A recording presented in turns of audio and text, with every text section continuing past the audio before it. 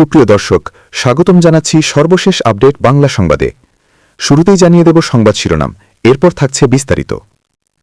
শুরুতেই জানিয়ে দেব, ঘুরে গেছে বাংলাদেশের খেলা। আওয়ামী লীগের পক্ষে গণহত্যার দায়ে জামায়াতকে ফাঁসাচ্ছে মার্কিন কংগ্রেস। বিস্তারিত থাকছে প্রতিবেদনে। এদিকে ম্যান্ডেট নেই, মাথা ব্যথাও নেই, অবৈধ বিএনপি সরকারের আমলে নারীর লাশের মিছিল। বিস্তারিত থাকছে প্রতিবেদনে। আরও জানিয়ে দিব, সুখবর আওয়ামী লীগের, শেষ চাল নেত্রী শেখ হাসিনার হাতেই। বিস্তারিত থাকছে প্রতিবেদনে।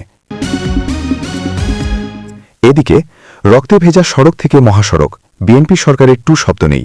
বিস্তারিত থাকছে প্রতিবেদনে। আরও জানিয়ে দেব, ডিপ স্টেটের টার্গেটে গ্রেফতার হবেন জুলাই আন্দোলনকারীরা। বিস্তারিত থাকছে প্রতিবেদনে। এদিকে জ্বালানি সংকটে ট্রলার বন্ধ, জেলে বসে। এটা শুধু একটি সমস্যা না, এটা সরাসরি ব্যর্থতার প্রতিচ্ছবি। বিস্তারিত থাকছে প্রতিবেদনে। আরও জানিয়ে দেব, হামের টিকা নিয়ে অপরাধমূলক কর্মকাণ্ডের অভিযোগ, ইউনূস সহ অন্তর্বর্তী সরকারের উপদেষ্টাদের দেশত্যাগে নিষেধাজ্ঞা চেয়ে নোটিশ। বিস্তারিত থাকছে প্রতিবেদনে। আরও জানিয়ে দেব, ইরানের হামলার পর হাইফাই ধ্বংসস্তূপ থেকে 4 লাশ উদ্ধার। বিস্তারিত থাকছে প্রতিবেদনে। এদিকে বেসামরিক লক্ষ্যবস্তুতে হামলা হলে আরও ভয়াবহ প্রতিশোধের হুঁশিয়ারি ইরানের। বিস্তারিত থাকছে প্রতিবেদনে। এবং সর্বশেষ জানিয়ে দেব, আঞ্চলিক তেল স্থাপনা ও বিদ্যুৎ কেন্দ্রে হামলার হুঁশিয়ারি দিল ইরাকি গোষ্ঠী। বিস্তারিত থাকছে প্রতিবেদনে। সুপ্রিয় দর্শক, এতক্ষণ শুনছিলেন সংবাদ শিরোনাম, এবারে শুনবেন বিস্তারিত। তার আগে ভিডিওটি ভালো লাগলে এবং সর্বশেষ আপডেট নিউজ পেতে চ্যানেলটি সাবস্ক্রাইব করুন। ধন্যবাদ। দেশটার নাম আমেরিকা। নিজেদের স্বার্থ ছাড়া আর তারা কিছু ভাবতে চায় না। তার জন্য একটি দেশে যদি পালাবদলের প্রয়োজন হয়, তাহলে তারা পালাবদল ঘটায়, নিজের পছন্দের লোককে ক্ষমতায় আসীন করে, তার থেকে পাওনাগণ্ডা বুঝে নেওয়ার চেষ্টা করে। যখন দেখে সেই দেশের থেকে তাদের আর পাওয়ার কিছু নেই, তখন তারা আবার তাদের রূপের বদল ঘটায়। হাতের কাছেই রয়েছে বাংলাদেশ। দক্ষিণ এশিয়ায় তারা চেয়েছিল আধিপত্য বিস্তার করতে। আবে সেই চেষ্টা আজকে নতুন নয়। মুক্তিযুদ্ধের সময় এই আমেরিকা ছিল পাকিস্তানের হারমাদ বাহিনীর পক্ষে। তারা তাদের অর্থ দিয়ে, অস্ত্র দিয়ে সাহায্য করেছে। ওয়াশিংটন স্বাধীন বাংলাদেশ দেখতে চায়নি, তারা চেয়েছিল অখণ্ড পাকিস্তান। আমেরিকার এই ফন্দির টের পেয়ে গিয়েছিলেন শেখ মুজিব, তাই শক্তিধর আমেরিকা ও পাকিস্তানের বিরুদ্ধে গিয়ে দেশ স্বাধীন করতে মাঠে নেমেছিলেন। এখন তারা আবার তাদের রূপের বদল ঘটিয়েছে। এই প্রসঙ্গে হাসিনা একটি সাক্ষাৎকার বা বিবৃতির উল্লেখ করতে হয়। হাসিনা তখন ক্ষমতা থেকে সরে গিয়ে দিল্লির আশ্রয়ে। একটি সাক্ষাৎকারে তাকে বলতে শোনা যায়, তিনি যদি সেন্ট মার্টিন দ্বীপ আমেরিকার হাতে তুলে দিলে তাকে ক্ষমতা থেকে সরে যেতে হতো না, কিন্তু কোনোভাবেই দেশের স্বাধীনতা আমেরিকার কাছে বিক্রি করবেন না। তার জন্য যদি তাকে ক্ষমতা থেকে সরে যেতে হয়, তিনি চলে যাবেন।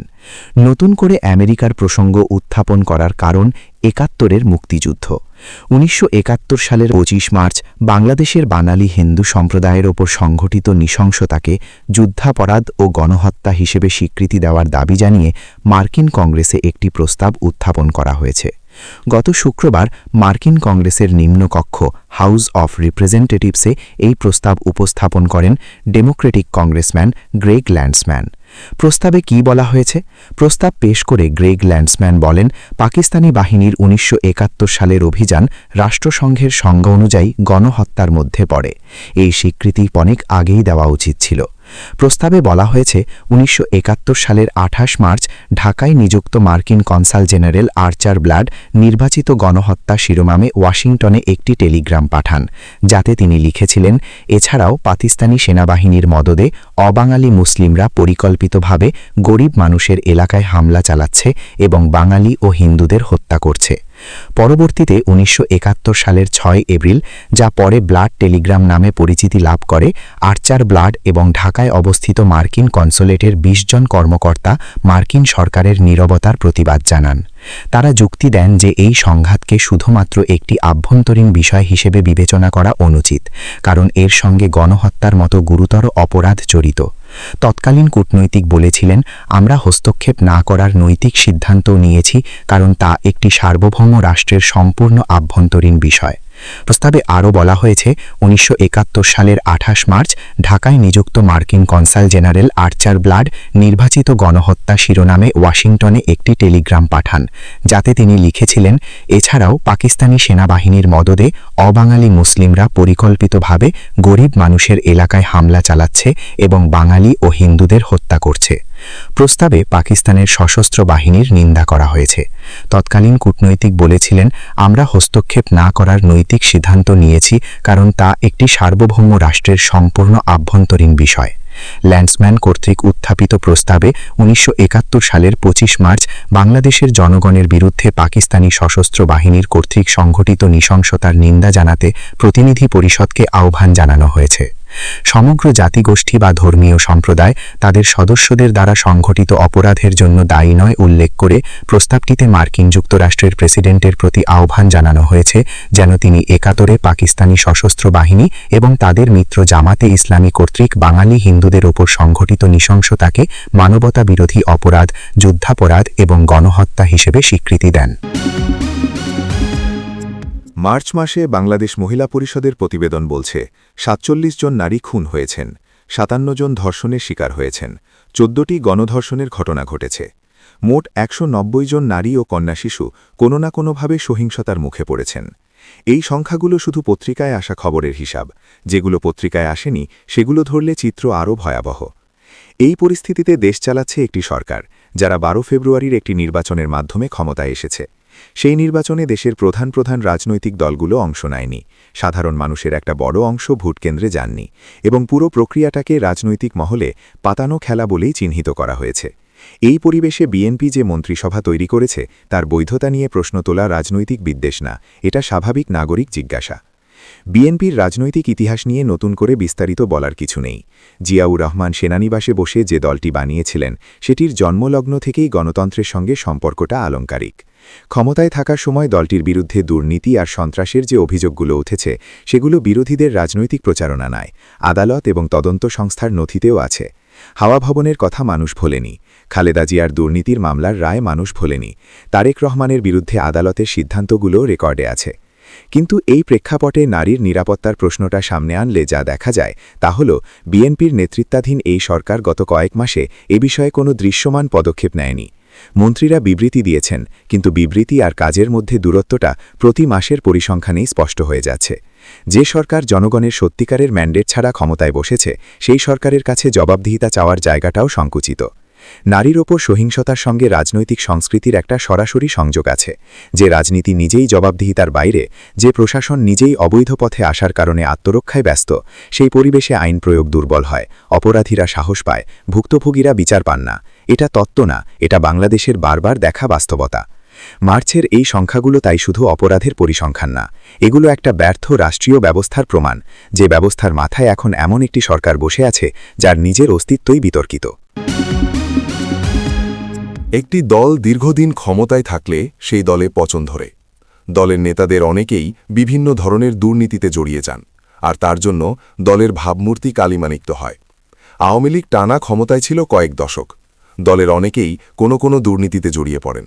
অনেকে নেতা বিদেশে চলে গিয়েছেন। এই সব নেতারা আওয়ামী লীগের কাছে বোঝা হয়ে উঠেছে। শেখ হাসিনা এই সব বোঝা আর বয়ে নিয়ে যেতে চাইছেন না। দলে যারা মীর জাফর রয়েছেন তাদের চিহ্নিত করে দল থেকে বহিষ্কারের সিদ্ধান্ত নিয়েছেন। তার একটা ঝলক কিন্তু সপ্তাহের প্রথম কাজের দিনেই দেখা গেল, আর সেটা হাসিনা করতে চলেছে আসন্ন স্থানীয় সরকার নির্বাচনের কথা মাথায় রেখে। রাজনৈতিক বিশ্লেষকদের অনেকে বলছেন হাসিনা এটা বুঝতে পেরেছেন বদলে যাওয়া বাংলাদেশে স্থানীয় সরকার নির্বাচনে প্রতিদ্বন্দ্বিতার সুযোগ হারালে দলটি গুরুত্ব হারিয়ে ফেলবে। এই অবস্থায় তিনি প্রথমে আওয়ামী লীগকে পুনর্গঠন করতে চাইছেন। দলের সাধারণ সম্পাদক পদে রদবদলের মাধ্যমে সেই পর্বের সূচনা করলেন হাসিনা। অনেকে বলছেন জুলাই আগস্টের অভ্যুত্থানের পিছনে একটা ডিপ স্টেট ছিল না। আওয়ামী লীগের বেশ কয়েকজন ঘনিষ্ঠ নেতা তাদের সহায়তা না দিলে আমেরিকার একার পক্ষে একটা সরকার উল্টে দেওয়া কোনোভাবেই সম্ভব হতো না। সূত্রের খবর, দলনেত্রী হাসিনা এখন সেই সব মীর জাফরদের খুঁজে বের করার চেষ্টা করছেন। অনেকে বলছেন বঙ্গবন্ধু কন্যা এই সব মীর জাফরদের খুঁজে বের করে চরম শাস্তি দেবেন, কারণ এরা শুধু দলের সঙ্গে বিশ্বাসঘাতকতা করেনি, দেশের সঙ্গে বিশ্বাসঘাতকতা করেছে। এদেরকে দলে রেখে দিলে একদিন দলটাই অস্তিত্ব সংকটে পড়বে। অনেকে আশা প্রকাশ করেছিলেন যে যারা আওয়ামী লীগের সঙ্গে দুর্বৃত্তায়ন করেছে, আওয়ামী লীগের মূল নেতৃত্বের সঙ্গে হাসিনাকে বিচ্যুত করেছেন, শেখ হাসিনার সঙ্গে তৃণমূলকে বিচ্ছিন্ন করেছেন, আওয়ামী লীগকে তার মূল নীতি থেকে সরিয়ে দিয়েছেন, মনোনয়ন নিয়ে দলের যারা বাণিজ্য করেছেন তাদের আর হাসিনা ছেড়ে কেবেন না। গত ১৬ বছর ধরে ক্ষমতায় থাকার সুবাদে এরা মধু খেয়েছেন আর দলের সঙ্গে চরম বিশ্বাসঘাতকতা করেছেন।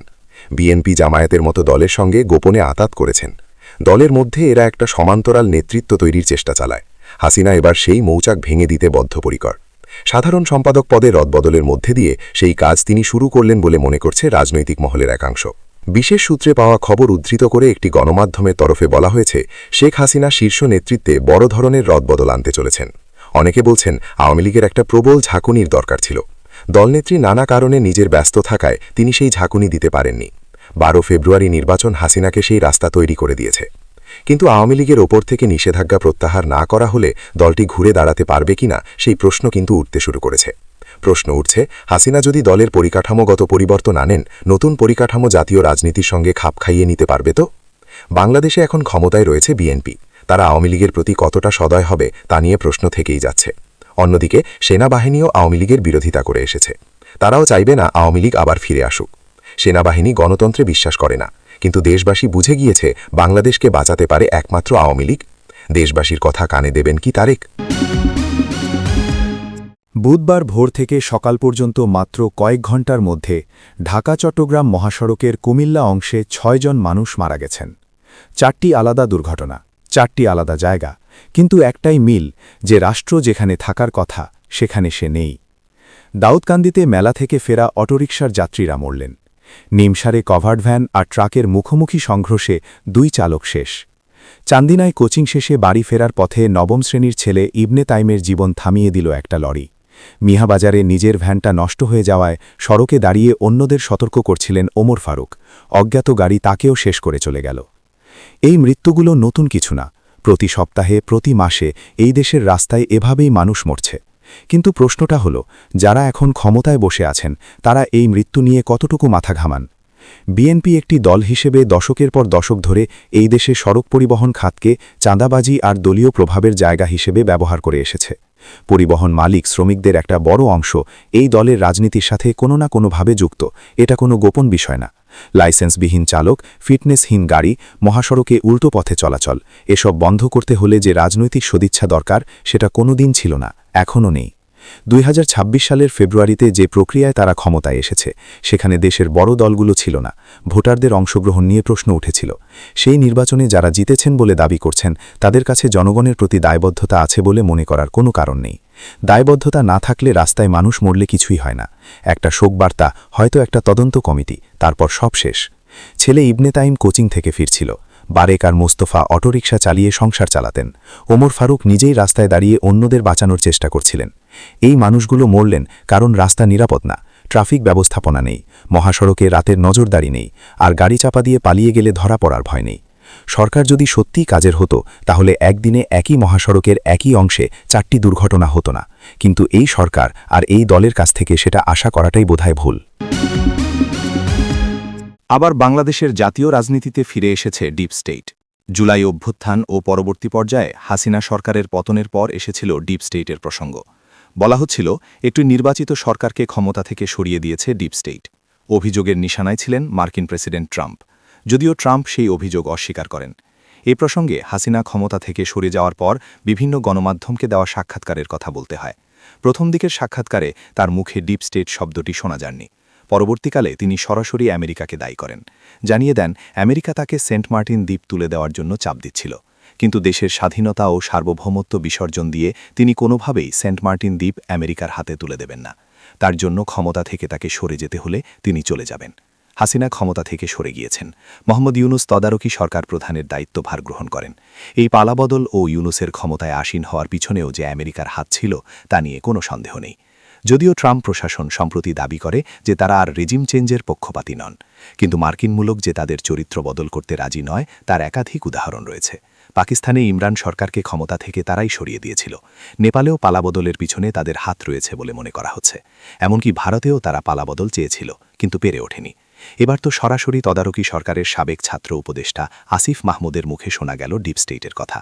সাংবাদিক সম্মেলনে তিনি বলেন, অন্তর্বর্তী সরকারের দায়িত্ব পালনের শুরুর দিকেই ডিপ স্টেটের ভিতরের কিছু শক্তিশালী প্রতিষ্ঠান তাদের পক্ষ থেকে 2029 সাল পর্যন্ত ক্ষমতায় থেকে যাওয়ার একটি প্রস্তাব দেওয়া হয়। কি বলেছেন পূর্বতন তদারকি সরকারের এই উপদেষ্টা? তিনি বলেন, অন্তর্বর্তী সরকার যেন 2029 সাল পর্যন্ত ক্ষমতায় থাকতে পারে। ডিপ স্টেট এমন একটা স্ট্র্যাটেজি সাজিয়ে দিয়েছিল। আসিফ মাহমুদ সজীব ভুইয়া বলেন, আমরা যখন সরকারের দায়িত্বে ছিলাম, শুরুর দিকে আমাদের বিভিন্ন শক্তিশালী ইনস্টিটিউশন, যাদেরকে আসলে ডিপ স্টেট বলা হয়, তাদের কাছ থেকে আমাদের অফার করা হয়েছিল। বলা হয়েছিল, শেখ হাসিনার যে মেয়াদ আছে 2029 সাল পর্যন্ত, সেটি আপনারা শেষ করুন, আমরা আপনাদের সহযোগিতা করব। তিনি জানান, প্রস্তাবের সঙ্গে কিছু শর্তও জুড়ে দেওয়া হয়েছিল। নির্দিষ্ট কিছু ক্ষেত্রে এসব গোষ্ঠীকে সুবিধা দেওয়ার পাশাপাশি একটি রাজনৈতিক রোডম্যাপও তুলে ধরা হয়। ওই রোডম্যাপে বিএনপির শীর্ষ নেতাদের সাজা বহাল রেখে নির্বাচনী প্রক্রিয়া প্রভাবিত করার পরিকল্পনার কথা বলা হয়। আসিফ বলেন, আদালতের মাধ্যমে মামলার কার্যক্রম দীর্ঘায়িত করে বিএনপি নেতাদের নির্বাচন থেকে দূরে রাখার কৌশল সাজানো হয়। তারেক রহমানের বিরুদ্ধে থাকা সাজা বহাল থাকলে তিনি নির্বাচনে অংশ নিতে পারতেন না।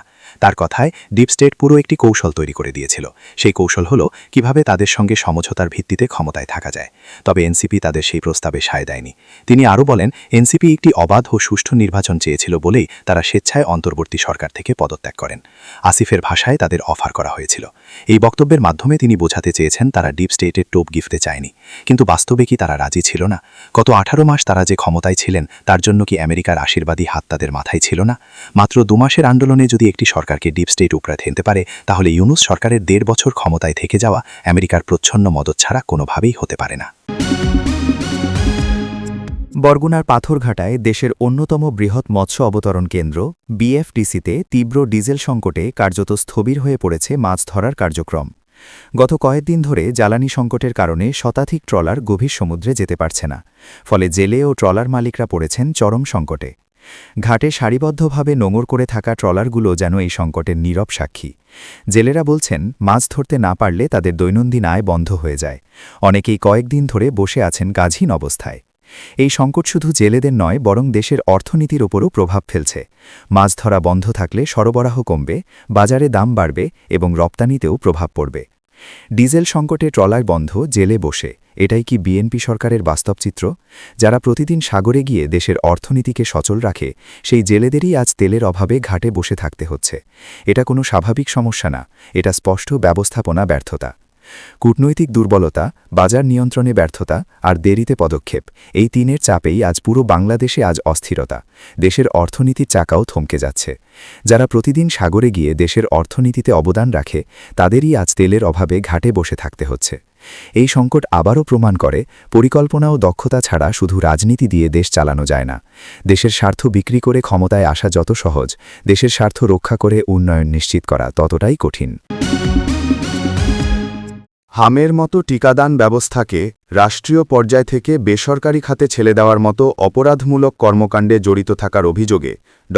মোহাম্মদ ইউনূস তার সব বিশেষ সহকারী, উপদেষ্টা ও তৎকালীন প্রেস সচিবের বিষয়ে তদন্তের দাবি জানিয়ে আইনি নোটিশ পাঠানো হয়েছে। নোটিশে তদন্ত শেষ না হওয়া পর্যন্ত তাদের দেশত্যাগে নিষেধাজ্ঞা চাওয়া হয়েছে। সোমবার 6 এপ্রিল ব্যারিস্টার মোহাম্মদ আশরাফুল ইসলাম নামে এক আইনজীবী সংশ্লিষ্টদের এ নোটিশ পাঠান। ব্যারিস্টার মোহাম্মদ আশরাফুল ইসলাম এ বিষয়ে বলেন, সারা দেশে অকস্মাৎ বিলুপ্তপ্রায় রোগ হামের মারাত্মক প্রাদুর্ভাব দেখা দিয়েছে। ইতোমধ্যে শতাধিক শিশুর মৃত্যু হয়েছে এবং অগণিত শিশু ও সাধারণ নাগরিক হামে আক্রান্ত হয়ে হাসপাতালে ভর্তি রয়েছে। হামের টিকাদান ব্যবস্থাকে রাষ্ট্রীয় কাঠামো থেকে ব্যক্তিগত খাতে হস্তান্তরণের অশুভ ও অপরাধমূলক কর্মকাণ্ডে জড়িত থাকার বিষয়ে তদন্ত কমিটি গঠনের দাবি জানানো হয়েছে। একই সঙ্গে ড. মোহাম্মদ ইউনূস, ড. আসিফ নজরুল, সৈয়দা রিজওয়ানা হাসান, আদিলুর রহমান খান শুভ্র, নূরজাহান বেগম, ব্রিগেডিয়ার সাখাওয়াত হোসেন, জাহাঙ্গীর আলম চৌধুরী, মুস্তফা সরোয়ার ফারুকী সহ সব উপদেষ্টা, সাবেক প্রধান উপদেষ্টার প্রেস সচিব শফিকুল আলম এবং সংশ্লিষ্ট সব সাবেক ব্যক্তিগত সহকারীদের বিরুদ্ধে তদন্ত সম্পন্ন না হওয়া পর্যন্ত দেশত্যাগে নিষেধাজ্ঞা আরোপের জন্য সরকারের প্রতি আইনি নোটিশ পাঠানো হয়েছে। নোটিশে মন্ত্রিপরিষদ সচিব, স্বাস্থ্য সচিব, স্বরাষ্ট্র সচিব সহ সরকারের সংশ্লিষ্ট মন্ত্রণালয়ের সচিবদের বিবাদী করা হয়েছে। নোটিশ প্রাপ্তির 5 দিনের মধ্যে তদন্ত কমিটি গঠন এবং ড. মোহাম্মদ ইউনূস সহ উপদেষ্টা পরিষদের সব সদস্যের বিরুদ্ধে দেশত্যাগে নিষেধাজ্ঞা জারি করার আহ্বান জানানো হয়েছে। অন্যথায় ব্যারিস্টার এম আশরাফুল ইসলাম প্রয়োজনীয় আইনগত পদক্ষেপ গ্রহণ করবেন বলে নোটিশে উল্লেখ করা হয়েছে। হাইলি সাসপিশিয়াস, এটা কে বলেছিলেন, কোথায় বলেছিলেন, তার নতুন করে বলার দরকার পড়ে না। কিন্তু বাংলাদেশের দুজনের মার্কিন সফরের প্রেক্ষিতে কথাটা আরও একবার বলতে হচ্ছে। প্রশ্ন উঠছে, পদ্মাপারে সত্যিই কি পালাবদল হয়েছে? পালাবদল বলতে শুধুমাত্র ক্ষমতার পালাবদল বোঝায় না। বাংলাদেশের ক্ষেত্রে সেটা হলো দেশটিকে পুরোপুরি মার্কিন নিয়ন্ত্রণ থেকে নিজেদের মুক্ত করতে পেরেছে, নাকি আমেরিকা উঠতে বললে তারা উঠবে, বসতে বললে বসবে। আমেরিকায় যে কেউ যেতে পারেন, একজন সাধারণ মানুষ যেমন যেতে পারেন, সরকারে আসীন কোনো পদস্থ কর্তাও সে দেশে যেতে পারেন। কিন্তু সেই পদস্থ কর্তা যদি মার্কিন কোনো উচ্চ পদস্থ আমলার বা ট্রাম্প প্রশাসনের কোনো শীর্ষ কর্তার সঙ্গে বৈঠক করেন, তখন কিন্তু সফর গুরুত্ব পেয়ে যায়। বর্তমানে আমেরিকায় জুবেইদা রহমান, মার্কিন ফার্স্ট লেডির আমন্ত্রণে তিনি সে দেশে গিয়েছেন। বিএনপির সরকার গঠন এবং তারেক রহমানের প্রধানমন্ত্রী পদে আসীন হওয়ার পর এই প্রথম তারেক জায়া আমেরিকা গেলেন, তাও আবার মার্কিন ফার্স্ট লেডির আমন্ত্রণে। হঠাৎ কি এমন হইল যার জন্য ট্রাম্প জায়া জুবেইদাকে আমন্ত্রণ করলেন? তিনি যে যাবেন সে ব্যাপারে সরকারের তরফে কোনো কিছু বলা হলো না। ফলে সফর ঘিরে একটা নয় একাধিক প্রশ্ন উঠতে শুরু করেছে। এটা এখন talk of the south east Asia. জুবেইদার সফরকে অনেকে প্রক্সি সফর হিসাবে দেখছেন। এবার আসা যাক বাংলাদেশ সেনাপ্রধান ওয়াকারুজ্জামানের প্রসঙ্গে। তিনিও আমেরিকা গিয়েছেন। বিবৃতিতে সেনাপ্রধানের সফরকে সরকারি সফর বলা হচ্ছে। তার এই সফরের খবর দিয়েছে আন্তঃবাহিনী জনসংযোগ পরিদপ্তর। আইএসপিআর জানিয়েছে, সরকারি সফরে যুক্তরাষ্ট্রের উদ্দেশ্যে ঢাকা ছেড়েছেন সেনাবাহিনী প্রধান জেনারেল ওয়াকারুজ্জামান। সফরের সময় তিনি জর্জিয়া স্টেট ক্যাপিটালের আয়োজনে জাতিসংঘ শান্তিরক্ষা মিশনে বাংলাদেশি শান্তিরক্ষীদের প্রশংসনীয় অবদানের স্বীকৃতিস্বরূপ প্রদত্ত সম্মাননা গ্রহণ করবেন এবং সিনেট চেম্বারে অনুষ্ঠিত বিশেষ লেকচার অনুষ্ঠানে অংশগ্রহণ করবেন। সেনাবাহিনী প্রধান সফরের সময় যুক্তরাষ্ট্রের সংশ্লিষ্ট প্রতিনিধিদের সঙ্গে দ্বিপাক্ষিক বৈঠকেও অংশ নেবেন। মধ্যপ্রাচ্যের যুদ্ধ শুরু হওয়ার পর থেকে জেসুমিয়া এবং আকসা নামে দুটি সামরিক চুক্তি সইয়ের জন্য বাংলাদেশকে লাগাতার চাপ দিয়ে আসছে আমেরিকা। ট্রাম্প প্রশাসনের ধারণা, ভূ রাজনৈতিক জটিলতার কারণে বাংলাদেশে তাদের সামরিক ঘাঁটি তৈরির বিষয়টি দীর্ঘায়িত হবে, যাকে বাইপাস করতে পারে এই দুটি চুক্তি। ইরান যুদ্ধের প্রেক্ষাপটে বাংলাদেশের সঙ্গে আমেরিকার সামরিক চুক্তি সই করা অত্যন্ত জরুরি হয়ে পড়েছে, কারণ পরিবর্তিত ভূ রাজনৈতিক প্রেক্ষাপটে মার্কিন সেনাদের ঢাকা ও কক্সবাজার বিমানবন্দরের অ্যাক্সেস প্রয়োজন। আকসা চুক্তির মাধ্যমে বিমানবন্দর ব্যবহারের পাশাপাশি রিফিউলিংয়ের সুযোগ পাবে মার্কিন বিমান বাহিনী। কক্সবাজারে অস্থায়ী ঘাঁটি স্থাপনের ক্ষেত্রে আমেরিকার আর কোনো বাধা থাকবে না। আসলে আমেরিকা দক্ষিণ এশিয়ায় তাদের প্রভাব বিস্তার করতে চাইছে। পাকিস্তান সামরিক ঘাঁটি তৈরি করে তাদের লাভ হবে না, যতটা লাভবান হবে বাংলাদেশে সেনা ঘাঁটি তৈরি করলে। আমেরিকা অনেক দিন ধরেই বাংলাদেশে সামরিক ঘাঁটি স্থাপনের চেষ্টা চালিয়ে যাচ্ছে। হাসিনার শাসনামলে আমেরিকা সেন্ট মার্টিন দ্বীপ তাদের হাতে তুলে দেওয়ার জন্য চাপ দিয়েছিল। হাসিনাকে তারা রাজি করাতে পারেনি। তারেক রহমানকে দিয়ে কাজটা অনেক সহজ হবে। এর কারণ হিসাবে বলা হচ্ছে, তারেক জিয়া যে দেশে ফিরতে পেরেছেন সেটা আমেরিকার বদান্যতায়। তার প্রতিদান হিসাবে তাকেও তো আমেরিকাকে কিছু দিতে হবে। সেই প্রতিদানের একটা ক্ষেত্র আমেরিকা তৈরি করতে চাইছে। জুবেইদা এবং ওয়াকারের আমেরিকা সফর সেই ক্ষেত্র তৈরির অঙ্গ। ইসরায়েলের হাইফা শহরে ইরানের ক্ষেপণাস্ত্র হামলায় বিধ্বস্ত একটি ভবনের ধ্বংসস্তূপ থেকে 4টি লাশ উদ্ধার করা হয়েছে। স্থানীয় সূত্র জানায়, গতকাল একটি ইরানি ক্ষেপণাস্ত্র ভবনটিতে আঘাত হানে। তবে নিরাপত্তা কর্মকর্তারা জানিয়েছেন, বোমাটি আঘাতের সময় বিস্ফোরিত হয়নি এবং উদ্ধারকারী দল ঘটনাস্থলে পৌঁছানোর সময়ও সেটি সক্রিয় অবস্থায় ছিল, যা অনুসন্ধান কাজকে আরও জটিল করে তুলেছিল। প্রতিবেদন অনুযায়ী আটকে পড়া 4 জনের কাছে পৌঁছাতে উদ্ধারকর্মীদের পাশের একটি ভবনের কংক্রিট ভেদ করে সুড়ঙ্গ তৈরি করতে হয়। ঘটনাস্থলের বিপরীতে বসবাসকারী মর বারেল বলেন, ইসরায়েলের বহুস্তরীয় বিমান প্রতিরক্ষা ব্যবস্থা থাকা সত্ত্বেও ইরানি হামলার হুমকির মধ্যে বসবাস করা প্রতিদিনের রাশিয়ান রুলেট খেলার মতো মনে হয়। এদিকে জরিপগুলোতে দেখা যাচ্ছে, 5 সপ্তাহের বেশি সময় ধরে চলা এই সংঘাতের পর যুদ্ধের প্রতি ইহুদি ইসরায়েলিদের ব্যাপক সমর্থন ধীরে ধীরে কমতে শুরু করেছে। ইতোমধ্যে ইসরায়েলে যুদ্ধবিরোধী বিক্ষোভ তীব্রতর হচ্ছে। বিক্ষোভ দমন নিপীড়নের মতো ঘটনা ঘটেছে। আরব ইসরায়েল আন্দোলনের নেতা অ্যালন লি গ্রিন সহ একাধিক বিক্ষোভকারীকে আটকের খবরও পাওয়া গেছে। ইসরায়েল এই যুদ্ধে তাদের সাফল্য হিসাবে ইরানের ব্যালিস্টিক ক্ষেপণাস্ত্র ঘাঁটি ও নেতৃত্বকে লক্ষ্যবস্তু করার কথা বলছে। অন্যদিকে ইরানের লক্ষ্য ইসরায়েলের নিরাপত্তাবোধকে দুর্বল করা, যা একটিমাত্র ক্ষেপণাস্ত্র হামলায়ও সম্ভব। ইরানের কেন্দ্রীয় সামরিক কমান্ড আজ সোমবার সতর্ক করে জানিয়েছে, ইরানের বিরুদ্ধে বেসামরিক লক্ষ্যবস্তুতে হামলা চালানো হলে তারা আরও অনেক বেশি বিধ্বংসী পাল্টা প্রতিশোধ নেবে। ইরানের রাষ্ট্রীয় সম্প্রচার মাধ্যম IRIBর টেলিগ্রাম বার্তায় প্রকাশিত এক বিবৃতিতে খাতাম আল আম্বিয়া কেন্দ্রীয় সদর দফতরের একজন মুখপাত্র বলেন, আবারও যদি বেসামরিক লক্ষ্যবস্তুতে হামলা করা হয় তাহলে আমাদের পরবর্তী আক্রমণ ও প্রতিশোধমূলক অভিযান হবে আরও বেশি বিধ্বংসী এবং ব্যাপক। এর আগে মার্কিন প্রেসিডেন্ট ডোনাল্ড ট্রাম্প ইরানের বেসামরিক অবকাঠামো ধ্বংসের হুমকি দিয়েছেন। তিনি হরমুজ প্রণালী পুনরায় খুলে দেওয়ার জন্য তেহরানকে তার দাবি মেনে নিয়ে একটি চুক্তিতে সম্মত হওয়ার আহ্বান জানান। এই হুমকির পর ইরানও পাল্টা সামরিক ব্যবস্থা নেওয়ার হুঁশিয়ারি দিয়েছে। ইরান সমর্থিত কাতাইব হিজবুল্লার নেতা হুঁশিয়ারি দিয়েছেন যে হরমুজ প্রণালী নিয়ে যুক্তরাষ্ট্র তার হুমকি বাস্তবায়ন করলে আঞ্চলিক তেল ও গ্যাস স্থাপনাগুলোতে হামলা চালানো হবে। ইরানের সংবাদ সংস্থা ইরনার মাধ্যমে প্রকাশিত এক বিবৃতিতে আবু হুসেন আল হামিদাউই বলেন, তারা যদি জোর করে হরমুজ প্রণালী খোলার চেষ্টা করে তাহলে কোনো তেল ও গ্যাস প্ল্যাটফর্ম বা স্থাপনা অবশিষ্ট থাকবে না। তিনি এই অঞ্চলে মার্কিন অবকাঠামোর প্রতি আরও ব্যাপক হুমকি দিয়ে বলেন, ট্রাম্প ও তার সমর্থকদের জেনে রাখা উচিত এই অঞ্চলে তাদের বিদ্যুৎ কেন্দ্রগুলো আমাদের জন্য বৈধ লক্ষ্যবস্তু এবং এ ব্যাপারে কোনো সীমারেখা নেই। তিনি আরও বলেন, হয় সবার জন্য নিরাপত্তা প্রতিষ্ঠিত হবে, না হয় কেউই নিরাপত্তা পাবে না। বাংলাদেশের আন্তর্জাতিক অপরাধ ট্রাইব্যুনালে আইসিটি জুলাই দাঙ্গা পরবর্তী মানবতাবিরোধী অপরাধের বিচারে সাবেক প্রধানমন্ত্রী শেখ হাসিনাকে দেওয়া মৃত্যুদণ্ডের রায় বাতিলের দাবি জানিয়েছে লন্ডনের প্রখ্যাত আইন সংস্থা কিংসলে ন্যাপলি। সংস্থাটি এই বিচার প্রক্রিয়াকে আন্তর্জাতিক আইনের পরিপন্থী এবং মৌলিক অধিকারের চরম লঙ্ঘন হিসেবে উল্লেখ করে ট্রাইব্যুনাল বরাবর একটি আনুষ্ঠানিক আইনি নোটিশ পাঠিয়েছে। লন্ডন ভিত্তিক এই ল ফার্মের চিঠিতে দাবি করা হয়েছে, শেখ হাসিনাকে আর অনুপস্থিতেই বিচার করে মৃত্যুদণ্ডযোগ্য অপরাধে দোষী সাব্যস্ত করা হয়েছে। তারা উল্লেখ করেছে যে অভিযুক্তকে আত্মপক্ষ সমর্থনের কোনো সুযোগ না দেওয়া এবং প্রমাণের অনুপস্থিতিতে রায় ঘোষণা করা নাগরিক ও রাজনৈতিক অধিকার সম্পর্কিত আন্তর্জাতিক চুক্তির আইসিসিপিআরের ১৪ অনুচ্ছেদের সরাসরি লঙ্ঘন। আইনি নোটিশে আইনজীবীরা বর্তমান বাংলাদেশের রাজনৈতিক পরিস্থিতিকে শত্রুভাবাপন্ন হিসেবে বর্ণনা করেছেন। সেখানে বলা হয়েছে, ২০২৫ সালে আওয়ামী লীগের কার্যক্রম নিষিদ্ধ করার ফলে দলটির সমর্থকের ওপর দমনমূলক ব্যবস্থা নেওয়া হয়েছে।